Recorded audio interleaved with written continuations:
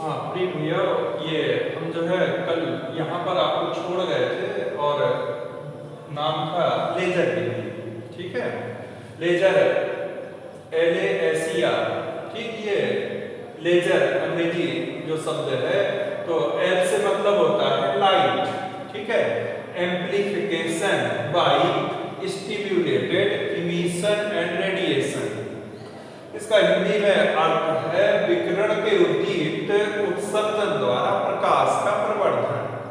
तो यह विधि भी हमारी जो है ना किसी दूर स्थित जैसे ग्रह, ठीक, या चंद्रमा है, वहां तक की हमें दूरी निकालनी है, तो उसके लिए हम जो है इस विधि का क्या करते हैं, उपयोग करते हैं। इसके पहले हमने आपको प्रतिध्वनि विधि बताई थी। ठीक, तो यह विधि भी हमारी उसी तरह से है कि अगर हम इस विधि का अगर हम उपयोग करते हैं, तो जैसे प्रतिध्वनि विधि में था, तो यहाँ पर भी हम क्या करेंगे कि जो हमारा लेजर पुंज होता है, ठीक है, उसको पृथ्वी से हम क्या करते हैं, चंद्रमा तक, ठीक है, भेजते हैं। ठीक, और वो लेजर पुंज वहां से जो है परावर्तित होकर क्या होता है, पृथ्वी तक जो है वापस आ जाता है। ठीक, तो इस तरह से हम कह सकते हैं कि लेजर अत्यधिक तीव्रता वाला एक दिशी, ठीक है, एक वर्णी क्या है, प्रकाश है। यह बिना, ठीक है, विचलन के, ठीक, एक सरल रेखा में बहुत लंबी दूरी क्या कर सकता है, तय कर सकता है।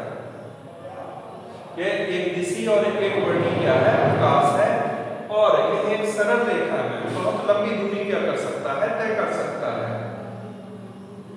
यह विधि जो हमारी है, ये बहुत लंबी दूरियां, ठीक है, जैसे पृथ्वी से चंद्रमा की दूरी ज्ञात करनी है, उसको ज्ञात करने में इसका हम क्या करते हैं, प्रयोग करते हैं।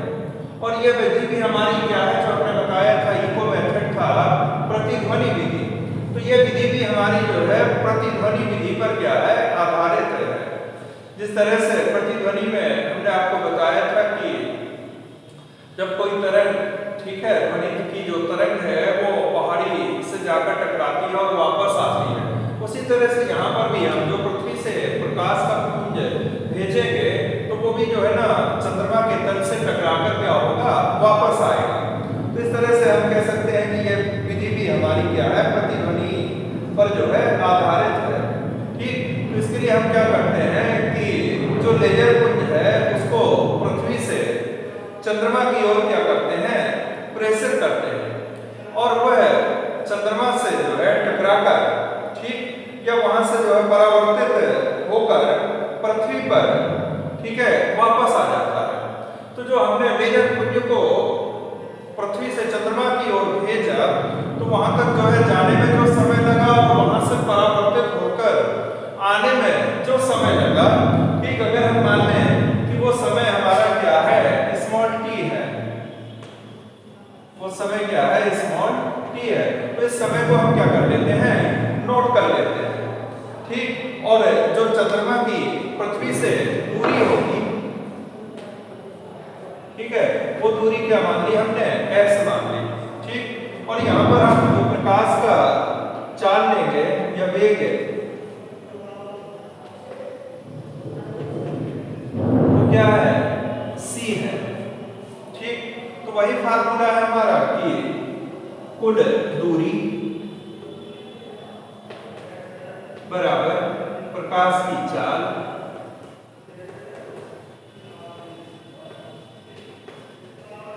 और गुणा क्या, समय। तो जो हमने लेजर पुंज चंद्रमा तक भेजा है, उसको जाने में, ठीक है, क्या समय लगता है, t।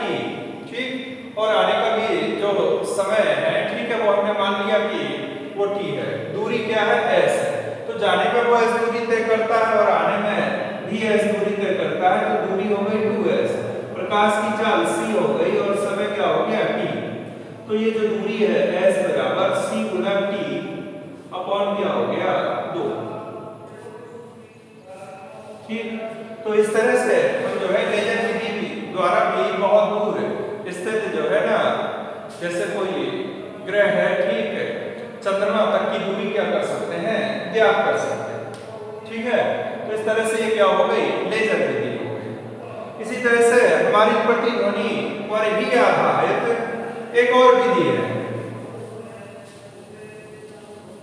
प्रतिध्वनि पर आधारित हमारी एक और जो है विधि है, और जिसका नाम है सोनार विधि।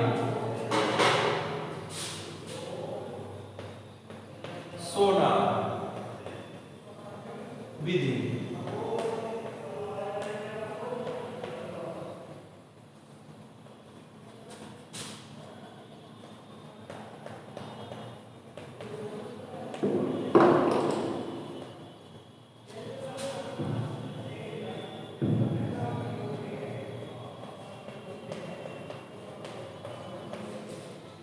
सोनार मेथड, ठीक है। एस साउंड,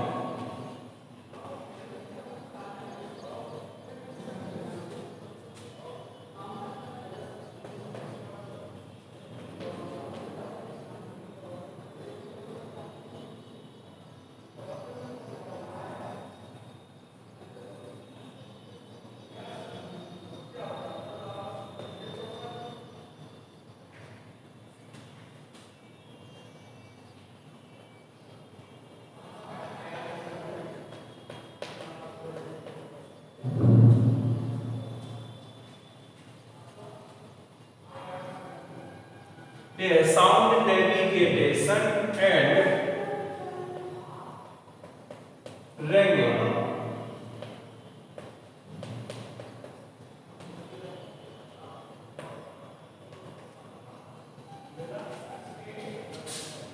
सोनार विधि, ये विधि भी हमारी जो है ना प्रतिध्वनि पर क्या है, आधारित है, ठीक। और इस विधि का जो हम उपयोग है, ठीक, जैसे कोई जहाज जल पर समुद्र में जो है चल रहा होता है, इस तरह से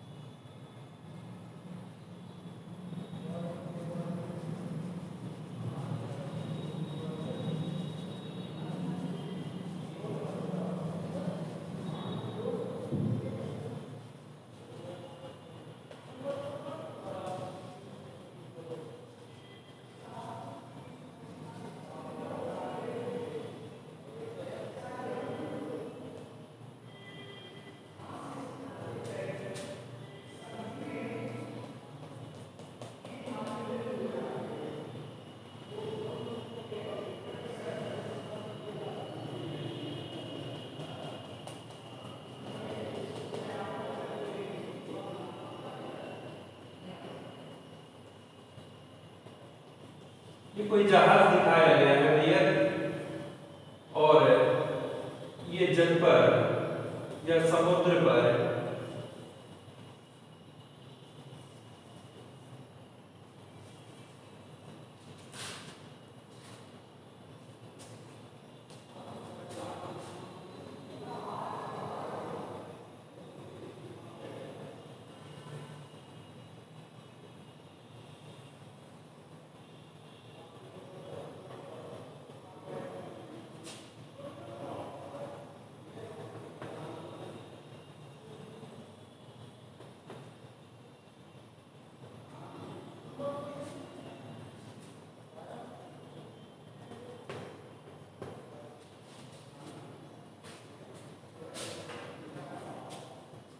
ठीक है, ये है सोनार विधि।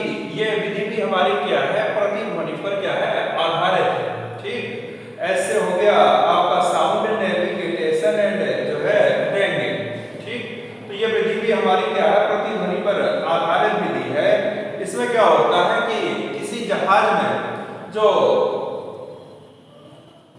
आपका समुद्र में, ठीक है, चल रहा है, तो हम क्या करते हैं कि जल में पराश्रव्य जो तरंगे हैं, उन पराश्रव्य तरंगों को हम क्या करते हैं कि प्रेषित करते हैं।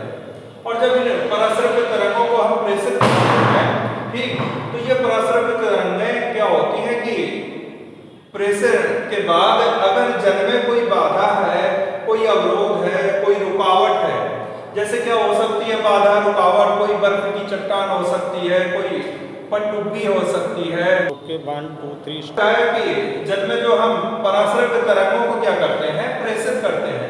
तो ये पराश्रव्य तरंगें क्या होती हैं, जो जल में कोई रुकावट है, ठीक, या कोई बाधा है या कोई अवरोध आता है, तो उन अवरोध से जो है ये टकराकर क्या होती है, परावर्तित हो जाती है। और जब ये उस अवरोध से टकराकर जो है परावर्तित हो जाती है, ठीक है, तो इन तरंगों के परावर्तन के पश्चात ये क्या होती है, अभिग्राही पर पहुंचती है, ठीक है। तो इन तरंगों के प्रेषण का और ग्रहण करने का जो हमारा समय है, ठीक है, समय, उसको क्या कर लेते हैं, नोट कर लेते हैं, ठीक है। जाने और आने का जो समय है उसको नोट कर लिया जाता है। और यदि जहाज के प्रेसी से जो बाधा जहां पर है वहां तक की दूरी हमारी क्या है, एस है, जो हमने दूरी एस ली हुई है, तो उस दूरी को ले लेते हैं और पराश्रव्य तरंगों की जो जल में चाल है, ठीक, वो अगर क्या है, v है, ठीक, तो वही हमारा जो फार्मूला है उसी तरह से कि कुल दूरी बराबर चाल और गुना क्या, समय। तो इस तरह से कुल दूरी 2s हो गई, ठीक है, चाल v हो गई और समय क्या हो गया, t हो गया। तो दूरी s बराबर v गुना t अपॉन क्या हो जाएगा 2। तो इस तरह से जो है ना हम क्या कर सकते हैं, ये दूरी जो है ज्ञात कर सकते हैं। तो ये विधि भी हमारी जो हमने आपको इनको मेथड बताया था, तो इनको मेथड की हमने आपको 3 विधियां बता दी, ठीक है। उसी तरह से ये भी जो है ना प्रतिध्वनि के सिद्धांत पर क्या है, आधारित है और इसको कहते हैं सोनार विधि, ठीक। तो इस तरह से ये जो है हमारी सोनार विधि हो गई, ठीक। आगे अगर हमें किसी दूर स्थित, ठीक है, ग्रह की दूरी, ठीक है, या कोई खगोलीय पिंड है, उसका हमें क्या करना है, आकार ज्ञात करना है, तो उसके लिए हम जो है निम्न विधि का जो है क्या करते हैं, प्रयोग करते हैं, ठीक है। तो लिखेंगे कि किसी ग्रह की दूरी का तो हम बता ही चुके थे, ठीक है। अब है किसी ग्रह का व्यास या खगोलीय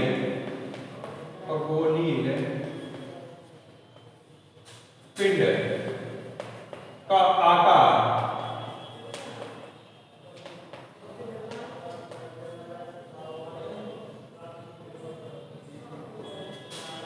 किसी ग्रह का व्यास या किसी खगोलीय पिंड का हमें क्या करना है, आकार ज्ञात करना है। तो उसके लिए हम क्या करेंगे कि इस तरह से जो है ना इस विधि का प्रयोग करेंगे। और जैसे ये हमारा जो है ना कोई खगोलीय पिंड हो गया और ये उसका क्या हो गया, व्यास हो गया, और पृथ्वी पर स्थित कोई बिंदु ले लिया इस तरह से, ये पृथ्वी पर स्थित कोई बिंदु हो गया, ये आपकी पृथ्वी हो गई। मान लीजिए ये बिंदु क्या है, O,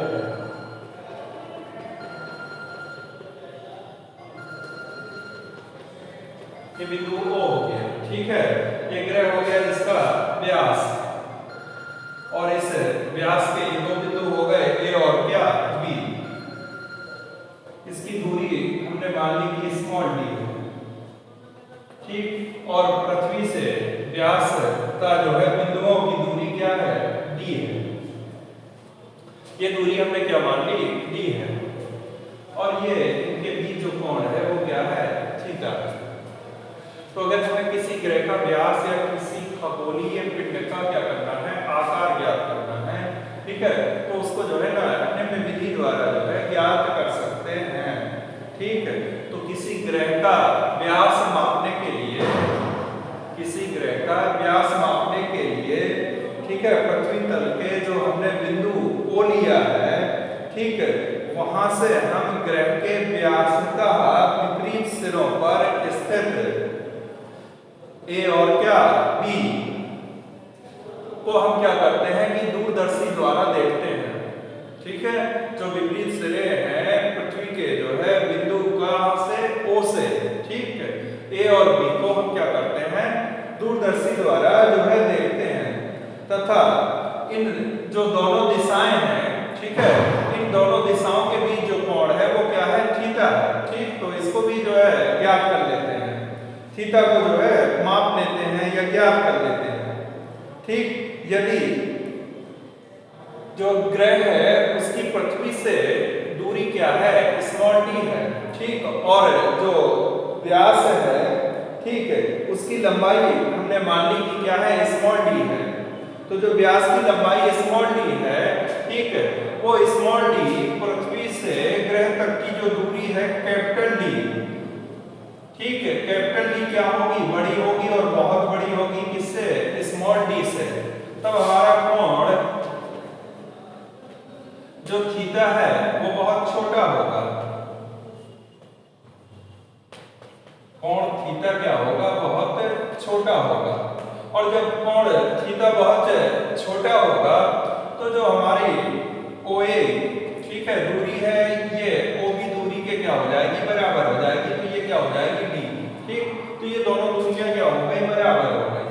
ठीक है, और अब हमारा सूत्र, इसके पहले जब हमने पहली विधि बताई थी तो वहां पर सूत्र वही था हमारा कि कोण बराबर, ठीक, चाप और बटे क्या, त्रिज्या।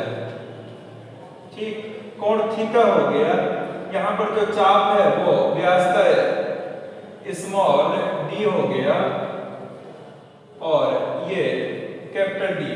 ठीक, हमें निकालना क्या है, साफ साफ लिखा हुआ किसी ग्रह का व्यास या खगोलीय पिंड का क्या आकार, तो स्मॉल डी बराबर हो जाएगा कैपिटल डी गुणा क्या, थीटा। और इस थीटा को हम पहले ही माप चुके हैं।